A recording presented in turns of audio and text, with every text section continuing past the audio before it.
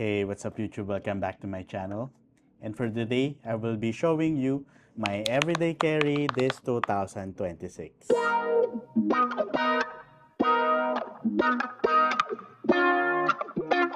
So for my everyday carry bag, so ito yung go-to bag ko for this year.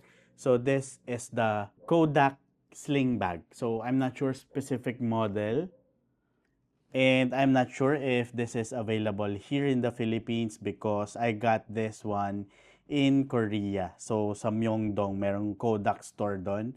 Yung Kodak store doon, apparently they sell camera bags, merch, marami pang iba, apart from the camera and films. So nagustuhan ko yung bag na to kasi kakaiba siya.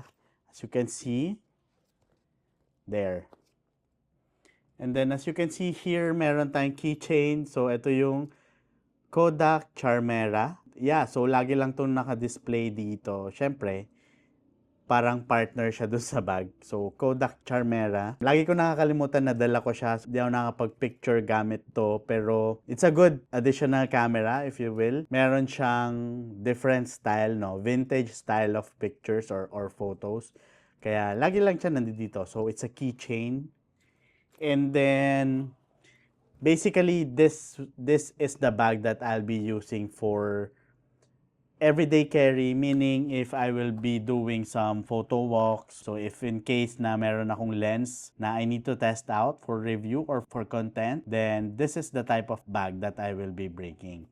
Let's go to the main compartment. I'm a hybrid shooter. So, I'm using a Sony a7 IV. And in this particular case, nakalagay dito si 24-70 GM2. And as you can see also, meron akong different filters.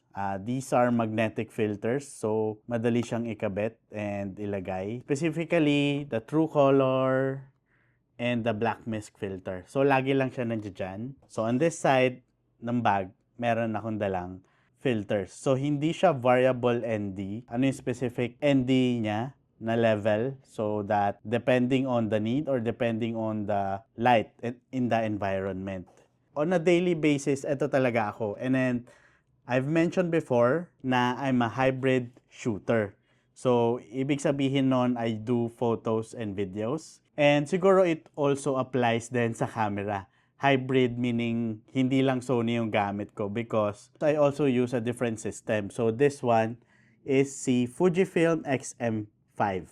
Depending on the case, ano yung lens na kailangan kong gawa ng content, dun din magmamatter kung ano yung camera body na dadalhin ko. So either this one or si Sony, doesn't matter. Kasyang-kasya siya on this bag. Let's continue on what else I bring on this bag. Of course, on this part, meron tayong cloth.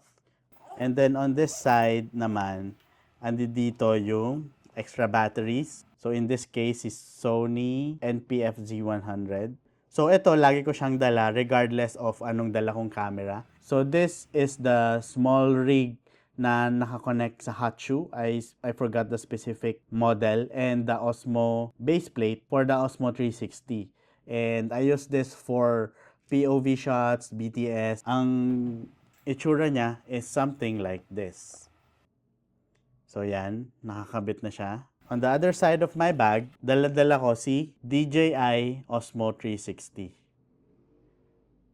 This is the one that I use for my POV and BTS shots, no? Kasi it can record both sides and I just need to reframe it after. Perfect na perfect for BTS or POV shots. So, lalagay ko lang siya ng ganyan. And then, nakakabit na siya. So, pwede na siya for BTS and POV shots. So, na-adjust ko na lang if kailangan kong ganyan para mas kita yung lens or medyo straight. So, depends. This setup is transferable also. So, I can use it with my Fujifilm. There. So, ganun din. So, I think that's it for the contents that I can bring on this bag. And as much as possible, ayoko rin punuin yung bag talaga. No? Sakto lang. If si Fuji yung nandito, kaya niyang magdala ng isa pang lens or different configurations. Ang kagandahan on this bag, you can do it. It's very stylish. I like the design. The color is nice also. And it doesn't scream camera bag. Though there's no problem naman with that. It's just that para lang maiba. I'm sorry if ngayon lang uli ako nakapag-upload after how many months. So hopefully this year 2026, I will be able to upload more often than the previous years. And I'm really targeting na makapag 10K subscribers tayo this year. So again, this is Paolo Marasigan. Thank you for watching and talk to you soon.